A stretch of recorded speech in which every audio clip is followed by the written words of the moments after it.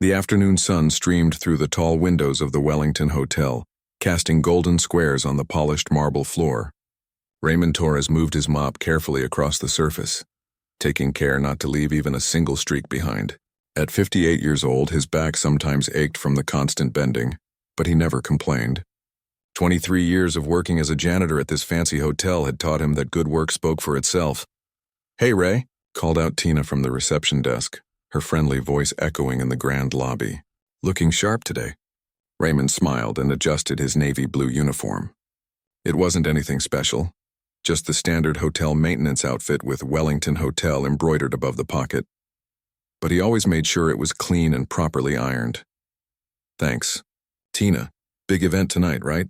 he asked, leaning slightly on his mop handle. "Huge. Mrs. Whitmore's charity thing. The manager's been running around like a headless chicken all morning," Tina replied with a little laugh. "Guess who has to check in all those rich folks later?" Raymond nodded sympathetically. He knew all about the upcoming fundraiser. For the past week, the entire hotel staff had been preparing for this exclusive event where wealthy people would gather, enjoy fancy food, and hopefully donate large amounts of money to children's education charities. It was the kind of event where Raymond usually became invisible, just another worker keeping things clean behind the scenes. "Well, I better finish up here," Raymond said, returning to his mopping. "Still got the east corridor and the ballroom to do before my break." As Tina returned to her computer, Raymond continued his work with the same care and attention he always showed. Many of the younger janitors often rushed through their tasks, eager to finish and check their phones or chat in the break room. But Raymond believed in doing things properly. He took pride in making the hotel shine, even if most guests never noticed who made it happen. The truth was, Raymond Torres was much more than just a janitor, though few people at the Wellington knew it. Born to a family of musicians in a small town outside the city, Raymond had grown up surrounded by music.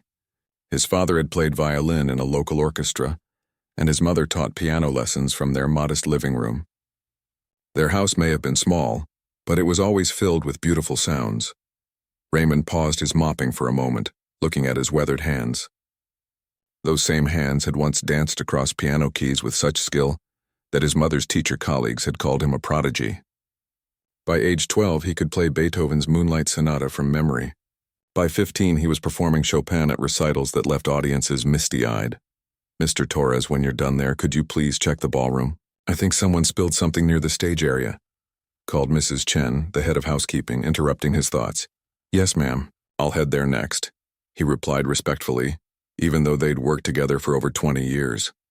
As he finished the lobby floor, Raymond's mind drifted back to those early days. His parents had such high hopes for him. There had been talk of music school, perhaps even Juilliard if they could somehow find the money. But then everything changed. His father's unexpected heart attack when Raymond was 17 had shattered their family's dreams overnight. With his mother suddenly on her own with 3 younger children to support, Raymond had set aside his music sheets and taken the first steady job he could find. He'd promised himself it would be temporary, just until things got better, just until his siblings finished school. But life had a way of stretching temporary into decades. Raymond wheeled his cleaning cart toward the ballroom, his rubber-soled shoes squeaking softly on the floor he'd just cleaned. He wasn't bitter about how things had turned out. He'd managed to help his mother keep their home. His siblings had all graduated high school. His youngest sister even made it to college, the first in their family. That was something to be proud of. The massive double doors of the ballroom were propped open as staff bustled in and out, carrying flowers, table settings, and sound equipment. Raymond nodded politely to a few workers who acknowledged him, but most were too busy to notice. He spotted the spill Mrs. Chen had mentioned. Someone had knocked over a vase, and water had pooled on the hardwood.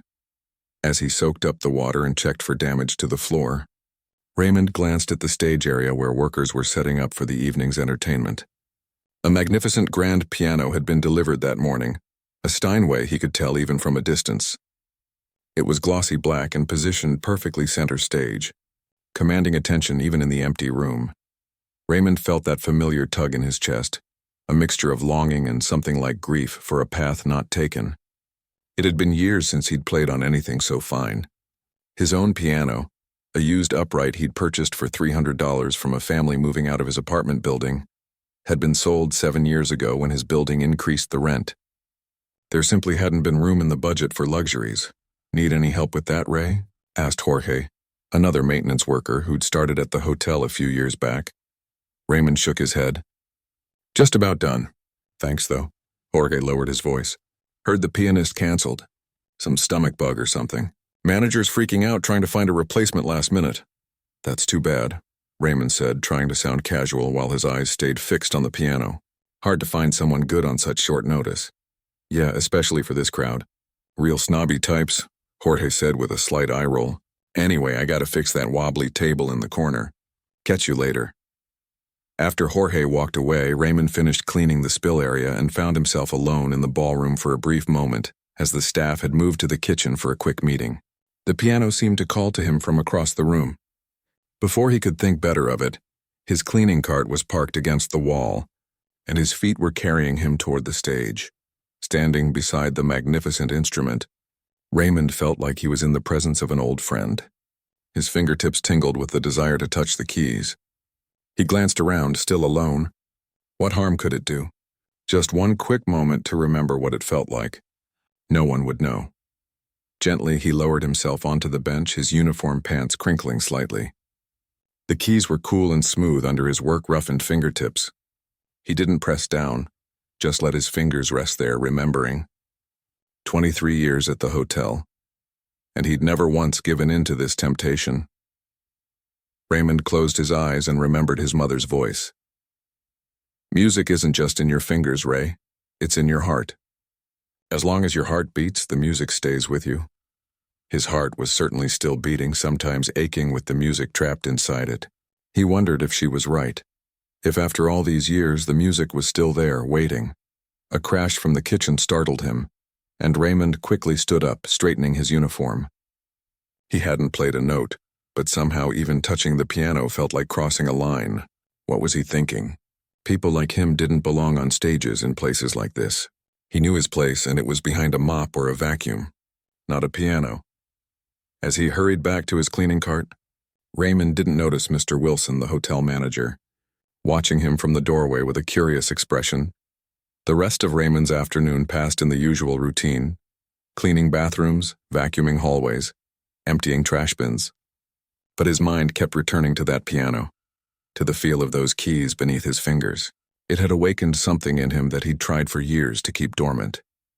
At 4 o'clock, Raymond took his lunch break in the staff room. He unwrapped the sandwich he'd made that morning, simple ham and cheese, and ate while scrolling through photos of his nieces and nephews on his old phone. His sister Elena had sent new pictures from his nephew's baseball game. The boy had his grandfather's smile. "You doing okay, Ray?" asked Tina, who'd come in for her coffee break. "You seem quiet today," Raymond smiled. "Just thinking about stuff. Nothing important?" "Well, don't think too hard. You'll hurt yourself," she teased. "Oh, by the way, Mr. Wilson was looking for you earlier. Something about helping move some furniture for tonight's event?" Raymond nodded, wondering what the manager wanted. It wasn't unusual to be asked to help with setup, but Mr. Wilson usually delegated such tasks to other staff members. As he finished his break and prepared to return to work, Raymond couldn't shake the feeling that something important was going to happen tonight. Perhaps it was just the excitement of the big event, or maybe it was the memory of that beautiful piano, waiting on the stage for someone to bring it to life. What Raymond didn't know yet was how his life was about to change completely. In just a few hours, the hands that now gripped a mop handle would return to their true purpose, and the music that had been silent for so long would finally be heard again. The Wellington Hotel transformed as evening approached. Staff hurried through the hallways, their faces tense with the pressure of the upcoming event. Raymond had just finished his regular cleaning duties when Mr. Wilson, the hotel manager, approached him in the service corridor. "There you are, Torres," Mr. Wilson said, his normally stern face showing signs of stress. "I need your help with something." Raymond straightened up immediately. "Yes, sir. What can I do?" Mr. Wilson ran a hand through his thinning gray hair. "The ballroom needs a final inspection before the guests arrive. I know it's almost the end of your shift, but could you give it a once-over? Make sure everything's spotless?" "Of course," Raymond replied, though he had been looking forward to going home. His small apartment wasn't much, but after a long day on his feet, his old armchair and TV show reruns were all he wanted. Still, he never complained about extra work. That wasn't his way. "Thank you," Mr. Wilson said, looking genuinely relieved. "And Torres, could you stay on for the event tonight? Just to be available if there are any issues. I'll approve the overtime, of course." Raymond nodded, hiding his surprise. Usually the younger maintenance staff handled event duty. "Happy to help, sir." As Mr. Wilson hurried away to deal with another crisis, Raymond collected his cleaning supplies and headed toward the ballroom. The hotel corridors were quieter now, as most guests had gone out for dinner or were preparing for the evening's festivities. Through the windows he could see the sun beginning to set, painting the sky in shades of orange and pink. When Raymond pushed open the ballroom doors, he paused in amazement. The transformation was stunning. Crystal chandeliers sparkled overhead, their light reflecting off elegant table settings. White and gold decorations adorned every surface, and elaborate flower arrangements filled the room with a sweet scent. The stage area had been draped with rich royal blue curtains that made the black grand piano stand out even more dramatically. Raymond set to work, carefully inspecting each corner of the room. He straightened a tablecloth here, adjusted a chair there, wiped a barely visible smudge from a mirror. As he worked, he couldn't help but glance repeatedly at the piano. In this lighting, it looked even more magnificent. "It's beautiful, isn't it?" a voice said behind him. Raymond turned to see an older woman in a hotel uniform. It was Mrs. Gonzalez, who had worked at the Wellington even longer than he had. She mostly supervised the laundry department now, but in her younger days she had been in charge of all housekeeping. "The piano?" Raymond asked, a bit embarrassed to be caught staring. "Yes, a Steinway Model D. They're bringing it in special for tonight's performer." She shook her head sadly. "Though I just heard the pianist canceled. Food poisoning or something. The poor manager is running around like a chicken without a head trying to find a replacement." Raymond felt a strange flutter in his chest. "That's too bad," he said, trying to sound casual. Mrs. Gonzalez sighed. "Yes, especially with Mrs. Whitmore being such a stickler for perfection. That woman expects everything to be just so." She nodded toward the service door. "I better get back. Just dropped off some extra napkins they needed." "You staying for the event?" "Mr. Wilson asked me to," Raymond replied. "Lucky you. Free fancy food if you're careful about it." She winked and headed out, leaving Raymond alone again with the piano. Almost without thinking, he found himself walking toward it. The ballroom was still empty, the event not scheduled to start for another hour. He stood by the magnificent instrument, his fingers itching to touch the keys. This time the temptation was even stronger than before. Just as he was about to turn away, he noticed sheet music placed on the piano's music stand. Curiosity got the better of him, and he leaned forward to see what piece the absent pianist had planned to play. His heart nearly stopped when he saw it, Chopin's Ballade No. 1 in G minor. The very piece his mother had been teaching him when his father died and their lives changed forever. Raymond swallowed hard. He could still hear his mother's voice. "This piece tells a story, Ray. It starts quiet, like a question, then builds and builds until all the emotion comes pouring out." Before he could stop himself, Raymond sat down on the bench. Just to look at the music, he told himself. Just to remember. His fingers hovered over the keys, trembling slightly. What harm would it do to play just a few notes? No one was around. No one would know. Gently, he pressed down on the first key. The pure, clear sound filled the empty ballroom. It had been so long since he'd played on a properly tuned piano. His own old upright, long gone now, had always been slightly flat on the higher notes, no matter how many times he tried to tune it himself. Raymond played the opening notes of the ballade. Just the first phrase, then stopped, his heart racing as if he'd done something forbidden. The sound lingered in the air, and with it came a flood of memories. His mother's gentle guidance, his father's proud smile, the feel of sheet music in his hands, the applause after a successful recital. He stood up quickly and stepped away from the piano. This wasn't his world anymore. He was Raymond Torres, the janitor, not Raymond Torres, the pianist. He had made his peace with that years ago, or at least he thought he had. As he returned to his cleaning cart, the ballroom doors swung open. A flurry of catering staff entered, carrying trays and making last-minute adjustments. Following them was a striking woman in her 60s, dressed in an expensive-looking dark blue evening gown, her silver hair swept up in an elegant style. Even without an introduction, Raymond knew this must be Mrs. Eleanor Whitmore, the wealthy socialite hosting the event. Everything must be perfect, she was saying to the nervous-looking event coordinator beside her. The Wellington's reputation is at stake, and more importantly, so is the success of our fundraiser. Yes, Mrs. Whitmore, the coordinator replied. But about the pianist, I don't want excuses. I want solutions, Mrs. Whitmore cut in sharply. Find someone. Anyone who can play decently. This is a charity event for children's music education, for heaven's sake. We cannot have a silent piano on stage. Raymond kept his head down and continued with his work, trying to become invisible as he'd learned to do over the years. But Mrs. Whitmore noticed him anyway. You there, she called. Is everything clean?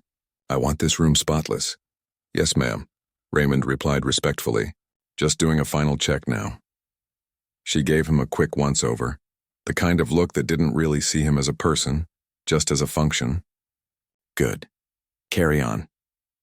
Then she turned back to the coordinator, continuing their heated discussion about the missing pianist.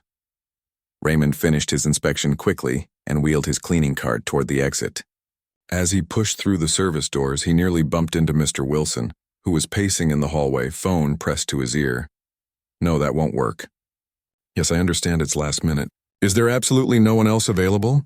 The manager's face fell as he listened to the response. I see. Thank you anyway. He hung up and noticed Raymond standing there. Sorry, Torres. Bit of a crisis on our hands. The pianist? Raymond asked. Mr. Wilson nodded, looking defeated. Every professional in the city is either booked or can't get here in time. Mrs. Whitmore is going to have my head. He glanced at his watch. Guests will be arriving in 30 minutes. Raymond felt a strange sensation like standing on the edge of a cliff. He could step back into safety, the comfortable invisibility of his janitor role, or he could take a leap into the unknown. Before he could think better of it, words escaped his mouth. I can play piano. Mr. Wilson blinked at him in surprise. You what? Raymond immediately regretted speaking up. I used to play. A long time ago. I'm very rusty now. The manager studied him with new interest. How rusty? Concert pianist rusty or can't remember chopsticks rusty? Raymond hesitated. I was trained classically. My mother was a piano teacher. Hope flickered across Mr. Wilson's face, quickly replaced by doubt as he looked at Raymond's janitor uniform. And you can read music? Play something appropriate for this crowd? Yes, sir. I saw the Chopin on the stand. I could play that or something similar. Mr. Wilson seemed to be having an internal debate. On one hand, having the hotel janitor perform for a room full of wealthy donors seemed absurd. On the other hand, an empty piano on stage during a music education fundraiser would be disastrous. Wait here, he finally said, and disappeared through the ballroom doors. Raymond stood frozen in the hallway, his heart pounding. What had he just done? After 23 years of keeping his past life buried, why had he suddenly offered to expose it? He considered slipping away, clocking out, and going home. He could call in sick tomorrow and hope everyone forgot his moment of madness. But before he could make a decision, Mr. Wilson returned with Mrs. Whitmore herself. This is the man? She asked, looking Raymond up and down with undisguised skepticism. Yes, Mrs. Whitmore. Mr. Torres says he can play the piano. He's worked at the Wellington for over 20 years and has always been reliable. Mrs. Whitmore frowned. A janitor? Playing at my charity event? She turned to Raymond. This is a sophisticated audience, Mr. Torres. We're raising funds for gifted children to receive proper musical training. Raymond felt his confidence wavering under her scrutiny. But something inside him, perhaps his father's stubborn pride, made him stand taller. I understand, ma'am. I was once one of those gifted children. Her eyebrows rose slightly. Were you indeed? And yet you're... She gestured vaguely at his uniform. Life takes unexpected turns, ma'am, Raymond replied simply. For a moment, something like respect flashed in her eyes. Then she shook her head. I appreciate your offer, but I don't think... Mrs. Whitmore, Mr. Wilson interrupted gently. The guests will be arriving any minute. We have no other options. She pressed her lips together in frustration, then sighed. Very well. But he can't perform looking like that. Find him something appropriate to wear and quickly. As she swept back into the ballroom, Mr. Wilson turned to Raymond with a mixture of relief and anxiety. Can you really do this, Torres? Raymond took a deep breath. The cliff edge was behind him now. He was already in free fall. "Yes, sir. I can." 20 minutes later, Raymond stood in the employee locker room, staring at his reflection in the small mirror. He hardly recognized himself. Mr. Wilson had managed to find him a somewhat ill-fitting but presentable black suit that belonged to one of the hotel's assistant managers who kept spare clothes on hand. The pants were a bit short, and the jacket tight across his shoulders, but it was worlds better than performing in his janitor uniform. "Not bad. Torres," Mr. Wilson said, adjusting Raymond's borrowed bow tie. "Just need to slick down that hair a bit more." Raymond ran a nervous hand through his gray-streaked black hair. His fingers were trembling slightly, and he tried to hide it by clasping his hands together. "Having second thoughts?" Mr. Wilson asked, noticing the gesture. Raymond took a deep breath. "It's been a long time since I played for anyone, especially people like them." He didn't need to explain who them was. The wealthy elite who typically looked through him rather than at him. Mr. Wilson put a reassuring hand on his shoulder. "Just focus on the music, not the audience. And remember, you're doing us all a huge favor here." He checked his watch and grimaced. "Guests are arriving. We should head back." As they walked through the service corridors toward the ballroom, Raymond could hear the growing murmur of voices and the gentle clinking of glasses. His mouth felt dry and his heart raced in his chest. What had he been thinking? He wasn't a performer anymore, hadn't been for decades. These people had paid thousands of dollars for their tables. They expected professional entertainment, not some janitor pretending to be a pianist. "I don't think I can do this," Raymond said suddenly, stopping in his tracks. Mr. Wilson turned to him with a look that was part sympathy, part desperation. "Torres, Raymond, I understand you're nervous, but right now you're all we've got. Mrs. Whitmore has already announced there will be piano music during dinner. If you back out now..." He didn't finish the sentence, but the implication was clear. Raymond thought about his job, the steady paycheck that allowed him to send a little money to his mother each month, the health insurance that covered his blood pressure medication, the co-workers who had become something like family over the years. He couldn't risk losing all that. "Okay," he said finally. "I'll do it." They entered the ballroom through a side door. The room was now filled with elegantly dressed people standing in small groups, champagne flutes in hand. Waiters weaved through the crowd with trays of appetizers. The lighting had been dimmed to create a more intimate atmosphere, with candles glowing on each table. "Wait here," Mr. Wilson instructed, positioning Raymond in a discreet corner near the stage. "I'll talk to Mrs. Whitmore first." Raymond watched as the manager approached the socialite, who was surrounded by a circle of admiring guests. He saw her frown as Mr. Wilson whispered in her ear, then glance in Raymond's direction. After a brief discussion, she gave a resigned nod. Mr. Wilson returned, looking relieved. "She's agreed to introduce you after the dinner service begins. Just smile, bow, and play your heart out." "What should she call me?" Raymond asked, suddenly realizing he didn't want his full name announced. "Just Raymond is fine," he replied. "No need to explain." "You know," Raymond nodded gratefully. The less these people knew about him, the better. As the guests began taking their seats for dinner, Raymond's anxiety mounted. From his corner, he could observe the social dynamics of the room, the air kisses, the forced laughter, the subtle competitions playing out through jewelry and designer outfits.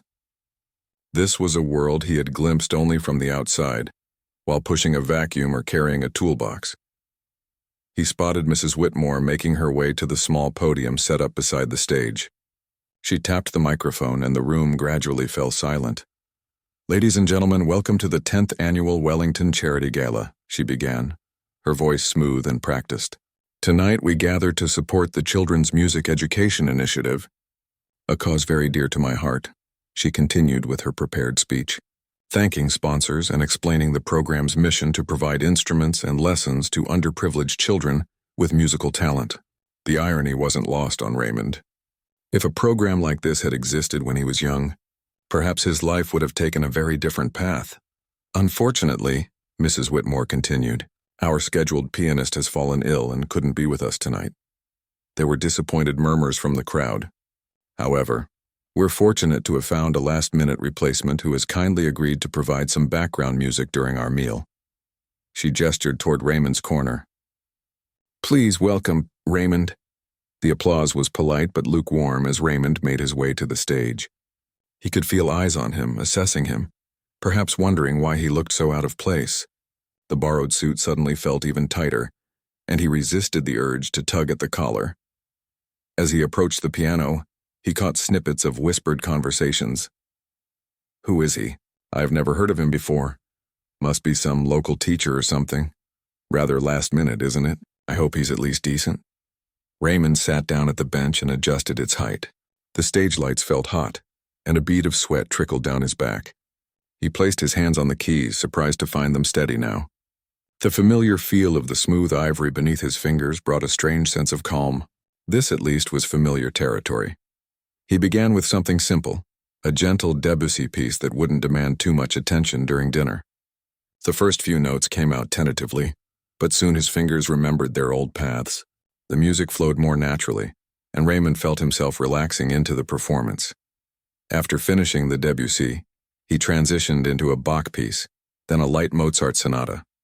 He kept his selections tasteful and unobtrusive, perfect background music for a fancy dinner. Occasionally he would glance up to see if anyone was paying attention. For the most part, the guests continued their conversations, exactly as they should during dinner music. As the main course was being served, Raymond decided to try something a bit more challenging, a Schubert impromptu that showcased more technique. His confidence had grown over the past half hour, and he was starting to enjoy himself despite the circumstances.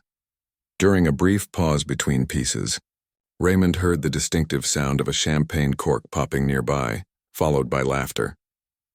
He looked up to see a waiter apologizing profusely to a table of guests. In that moment of distraction, Raymond's elbow knocked the sheet music from the stand, scattering pages across the floor beside the piano. He quickly stood to gather the fallen papers, but as he bent down he heard Mrs. Whitmore's voice, louder than she probably intended. "Really? Couldn't they have found someone more professional?" Raymond froze, his hands full of sheet music. The comment had carried in a momentary lull in the room's conversation. Several people nearby turned to look at him, and he felt his face grow hot with embarrassment. "I heard he's actually the janitor here," a man at one of the front tables said in a stage whisper to his companion. "Wilson told me they couldn't find anyone else." The woman beside him raised her eyebrows. "The janitor? Playing at a charity event where tickets cost $500 a plate? How's it quaint?" Their laughter cut through Raymond like a knife. He stood up slowly, clutching the sheet music, feeling every bit the imposter they clearly thought he was. For a moment he considered walking off the stage, going back to the locker room, changing into his uniform, and slipping out of the hotel without another word. A younger woman at another table didn't bother to lower her voice. "The help thinks he's a performer now. How adorable." More laughter rippled through the nearby tables. Raymond saw Mrs. Whitmore's face flush with embarrassment, not for him but for herself, for having allowed this situation to unfold at her prestigious event. Raymond carefully placed the sheet music back on the stand, his movements deliberate, buying time while he decided what to do. The room suddenly felt suffocating. The beautiful space that he had cleaned and cared for countless times now seemed to be closing in on him. These weren't his people. This wasn't his world. He had been foolish to think, even for a moment, that he could cross that invisible line. From across the room he caught Mr. Wilson's eye. The manager looked mortified, clearly having overheard the comments as well. He gave Raymond an apologetic look and a small nod that seemed to say it would be okay if he wanted to leave. Raymond took a deep breath. 23 years of working at the Wellington had taught him dignity in all circumstances. If nothing else, he would walk away from this with his head held high. He began to rise from the bench, prepared to offer a small bow and exit as gracefully as possible. But then, from somewhere deep in his memory, he heard his father's voice. "When people look down on you, that's when you show them who you really are." Raymond sat back down. He squared his shoulders and flexed his fingers. If this was to be his one and only performance at the Wellington, it wouldn't be as the fumbling janitor playing simple background tunes. It would be as Raymond Torres, the pianist he might have become. He pushed the sheet music aside. He didn't need it for what he was about to play. Closing his eyes, he placed his hands on the keys and began the opening notes of Chopin's Nocturne Op. 9, No. 2. Not the simplified version that appeared in student books, but the full, complex piece with all its emotional depth and technical challenges. The first delicate notes hung in the air like a question. The first delicate notes of Chopin's Nocturne floated through the ballroom. A few guests paused mid-conversation, their forks hovering above their plates. Raymond kept his eyes closed, surrendering completely to the music that had lived in his heart for decades. His fingers moved with surprising agility, finding their way through the complex passages as if no time had passed. The piece began softly, almost tentatively, like a gentle question whispered in the dark. Then it grew, building in emotion and intensity, his right hand creating the melodic line while his left provided the steady pulse beneath. At a nearby table, a woman set down her wineglass and turned toward the stage. "Wait a minute," she whispered to her companion. Raymond was only vaguely aware of the shift in the room's atmosphere. The background chatter had begun to fade. The clinking of silverware against china grew less frequent. But he didn't dare open his eyes. He was afraid the spell would break, afraid he'd remember where he was and who he was supposed to be. Instead, he leaned into the music, allowing it to carry him back to his mother's small living room, where he had first learned this piece. He could almost smell the familiar scent of her rosewater perfume, almost hear her gentle voice counting the rhythm. 1 and 2 and 3. Feel it in your heart, Ray, not just your fingers. As the piece progressed to its more technically demanding sections, Raymond's hands moved with increasing confidence. The years of cleaning floors and scrubbing bathrooms had made his fingers strong, if not as nimble as they once were. Yet there was a depth to his playing now that his younger self could never have achieved, a richness born from life's disappointments and small joys. The middle section of the Nocturne swelled with emotion, and Raymond felt himself swaying slightly on the bench, completely lost in the performance. He had forgotten about his ill-fitting borrowed suit, forgotten about the wealthy audience, forgotten about being the hotel janitor who had overstepped his boundaries. For these few minutes, he was simply a musician speaking through his instrument. At the front table, Mrs. Whitmore sat perfectly still, her dinner forgotten. Her eyes, wide with disbelief, remained fixed on Raymond's hands as they moved across the keys. Next to her, an older gentleman with silver hair leaned forward, his expression intense as if trying to solve a puzzle. By now, the entire ballroom had fallen silent. Waiters stood motionless along the walls, trays still in their hands. Even the kitchen staff had appeared at the service doors, drawn by the unexpected beauty flowing from the piano. As Raymond approached the final section of the Nocturne, he felt something wet on his cheek. A tear had escaped despite his closed eyes. He didn't wipe it away, letting it fall as his fingers created the cascading notes of the finale, each one precise and clear like drops of water in a quiet pond. The last notes lingered in the air, soft and questioning once more. For a moment, Raymond sat motionless, eyes still closed, hands resting lightly on the keys. The silence in the room was complete. Then the applause began. It started with a single person clapping, then another joined in, and suddenly the entire ballroom erupted in thunderous applause. There were gasps and exclamations. Someone shouted "Bravo!" from the back of the room. Raymond finally opened his eyes, blinking in surprise at the standing ovation before him. Every person in the room was on their feet, including Mrs. Whitmore, whose expression had transformed from skepticism to wonder. Mr. Wilson stood near the kitchen doors, a wide smile spreading across his usually serious face. Beside him, Raymond spotted several of his fellow maintenance workers who had slipped in to witness their colleague's performance. Jorge gave him a thumbs up while Mrs. Gonzalez wiped tears from her eyes. The applause continued, showing no signs of stopping. Raymond rose awkwardly from the bench and offered a small, stiff bow.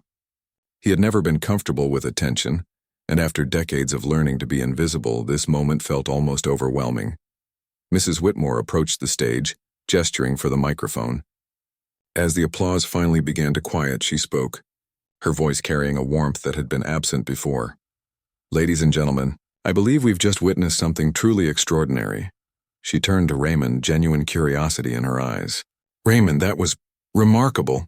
Where did you learn to play like that?" Raymond stepped toward the microphone, his throat suddenly dry. "My mother was a piano teacher," he said simply.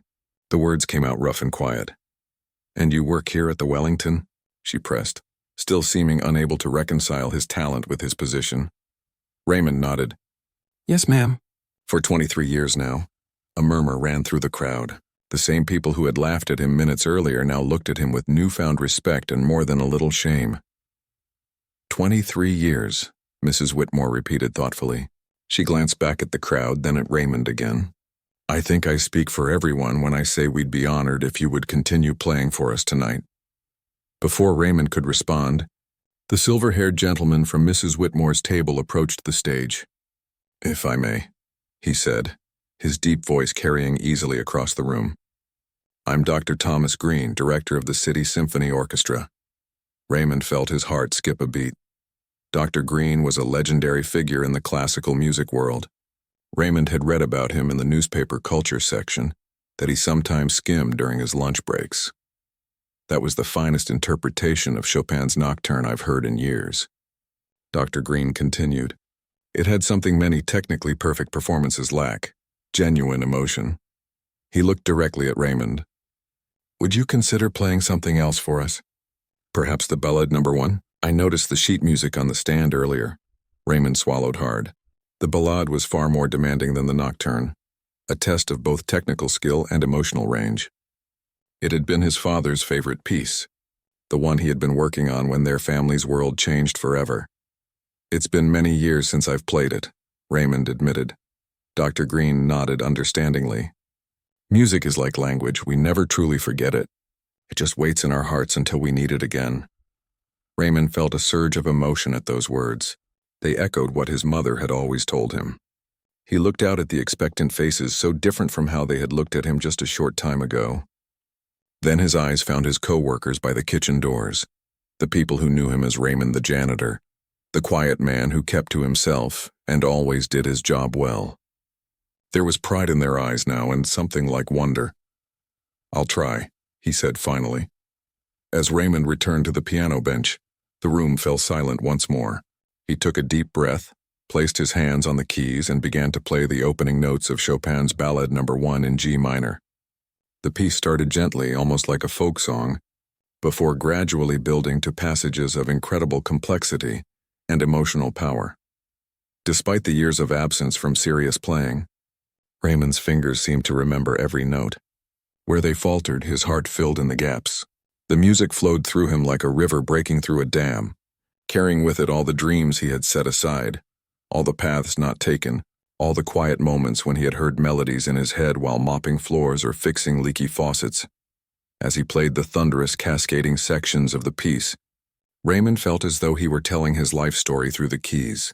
The early promise, the sudden loss, the years of quiet dignity and work, and now, this unexpected moment of recognition. His fingers raced through the challenging runs, stumbling occasionally but recovering with a musicality that spoke of deep understanding rather than mere technical proficiency. When he reached the final explosive chords, Raymond poured everything he had into them, all the pent-up passion of a lifetime. The last note resonated through the ballroom, hanging in the air like a question finally answered. This time, the silence before the applause lasted only a heartbeat. Then the room erupted with an even more enthusiastic response than before. People weren't just clapping, they were calling out, some wiping tears from their eyes, others shaking their heads in disbelief. Dr. Green was the first to approach him as Raymond rose from the bench, his legs slightly unsteady. The orchestra director grasped his hand firmly. Remarkable, he said, his professional reserve giving way to genuine emotion. Absolutely remarkable. Tell me, Raymond, how did someone with your talent end up? He trailed off, apparently realizing the indelicacy of his question. Life happens, sir, Raymond answered simply. My father died when I was 17. Someone had to help support the family. Dr. Green nodded slowly, understanding dawning in his eyes. And you never went back to it? Never pursued music again? Raymond shrugged slightly. There were bills to pay. Then my mother got sick. Then, I don't know.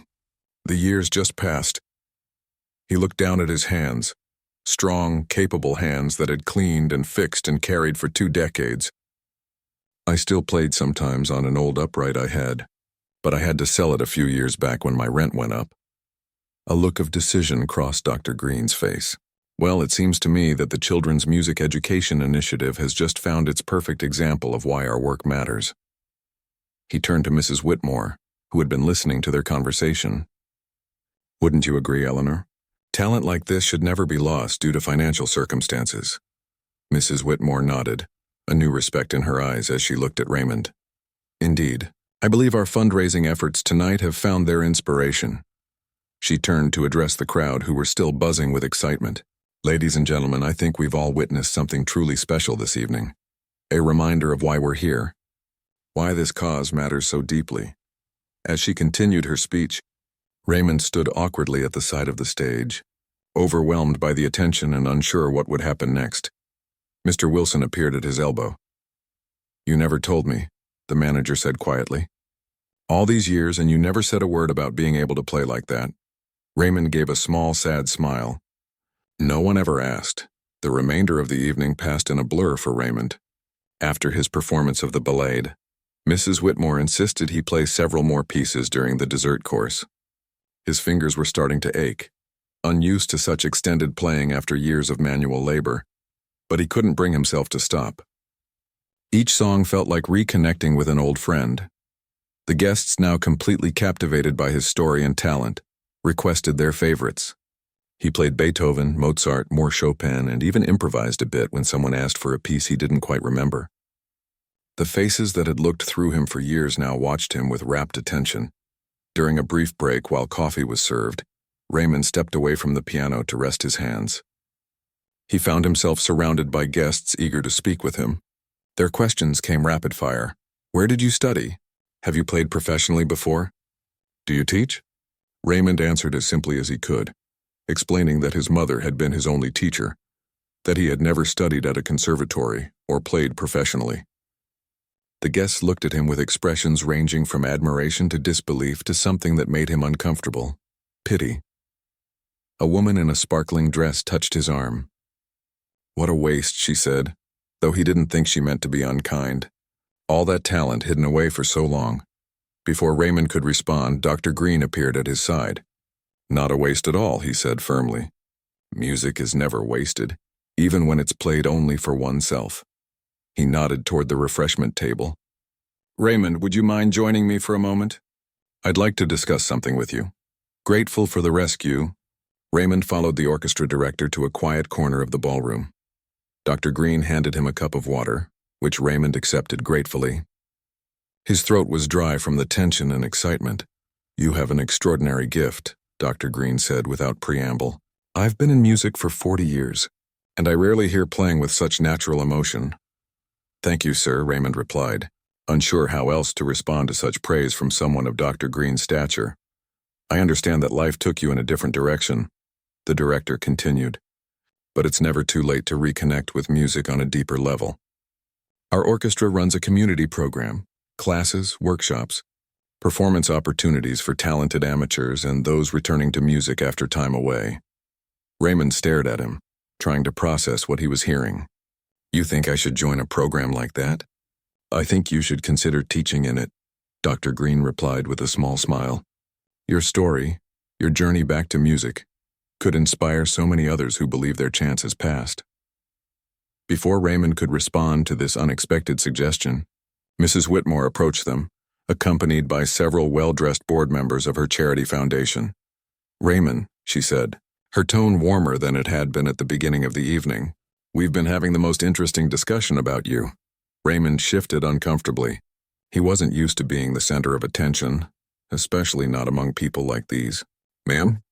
The mission of our organization is to ensure that no child with musical talent goes without proper training due to financial constraints, she explained. But tonight you've shown us something equally important, that it's never too late for talent to be recognized and nurtured. One of the board members, a distinguished-looking older woman, nodded in agreement. We've been discussing the possibility of expanding our program to include scholarships for adults who had to abandon their musical education due to circumstances beyond their control. A second chance program, another board member added, and we'd like you to be not just our inspiration but our first participant. Raymond's mind raced. I don't understand. Mrs. Whitmore's eyes crinkled at the corners, the first genuine smile he'd seen from her. We'd like to offer you a scholarship to resume your musical education, Raymond. Private lessons with top instructors, access to practice facilities, performance opportunities, whatever you need to develop your talent. But, I'm 58 years old, Raymond said, his voice barely above a whisper. Dr. Green chuckled. Arthur Rubinstein played until he was 90. Vladimir Horowitz gave his final concert at 85. Age is just a number in music. And, Mrs. Whitmore added with a hint of embarrassment, I'd like to personally apologize for how you were treated earlier this evening. It was inexcusable of me and my guests to judge you based on your occupation. Raymond wasn't sure how to respond. The evening had taken so many unexpected turns that he felt almost dizzy with it all. Thank you, he managed finally. That's very kind. But I still have my job here, my responsibilities. Actually, came Mr. Wilson's voice from behind him. I've been thinking about that, Raymond. Turned to see the hotel manager, standing nearby with an expression that mingled pride and something that looked almost like guilt. The Wellington prides itself on supporting the arts, Mr. Wilson continued. I believe we could adjust your schedule to accommodate lessons and practice time.